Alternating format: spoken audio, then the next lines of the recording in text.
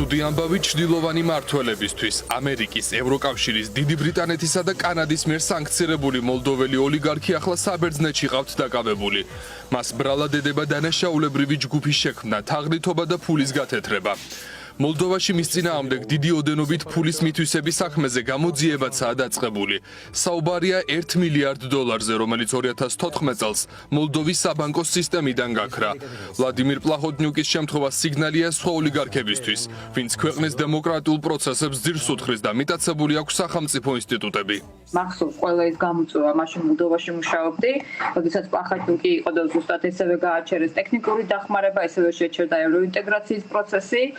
ასევე იდევნებოდა ყველა ვინც იყო თქვათ კრიტიკოსი მისი, იგი იყო მას აღარაფერი ოფიციალური თანამდებობა არ ეკავა მხოლოდ პარტიის ასეთი საპატიო თავმჯდომარის პოსტი, როგორც ბიძინა ივანიშვილს.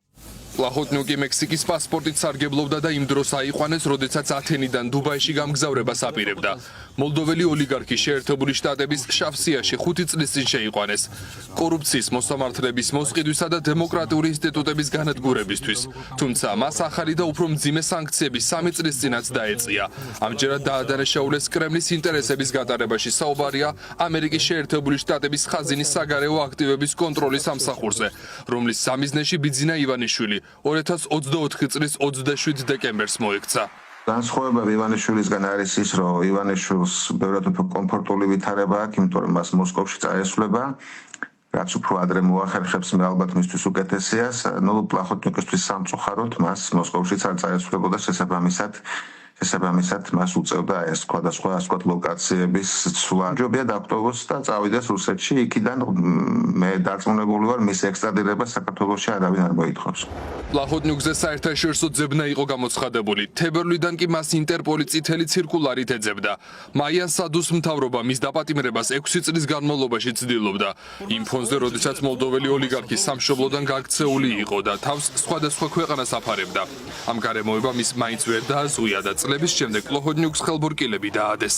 ის რომ 6 წლის მერე მოხდა ქვეყნის დატოვების, ეს აბსოლუტურად არნიშნავს, რომ იგივე ბიძინა ივანიშვილსაც ამხელა ჰანდიკაპი აქვს. დროის დრო საკმაოდ აჩქარებულია და ის რაც ადრე 6 წლის წინ მოხდა, ერთ კვირაში შეიძლება მოხდეს, მით უმეტეს რომ ყველაფერი არის მზად აბსოლუტურად იმისთვის, რომ დასავლეთმა უკვე კაფიოდ იცის, ვინ და რას წარმოადგენს საქართველოს დღევანდელი ლიდერი და ამერიკელებმა უკვე დაასანქცირეს კიდევაც ის. ეხლა მეგობარ აქვს ველოდებით ევროკავშირში არსად არ წასულა სასანქციო პაკეტები ყველა ქვეყნის მაგიდაზე და ევროსასამართლოს ყოფილი მოსამართლე ფორმულას უყვება, რომ ოლიგარქების ხელწერა იდენტურია. მოლდოვაში ისევე როგორც საქართველოში კრიმინალურ დაჯგუფებას დაქვემდებარებული ქონდა მართლმსაჯულების სისტემა. მისი გამოყენებით კი პოლიტიკურ ოპონენტებს ანეიტრალებდნენ. მმართველობის ამ ფორმას კი მხარს უჭერდა ოკუპანტი რუსეთი.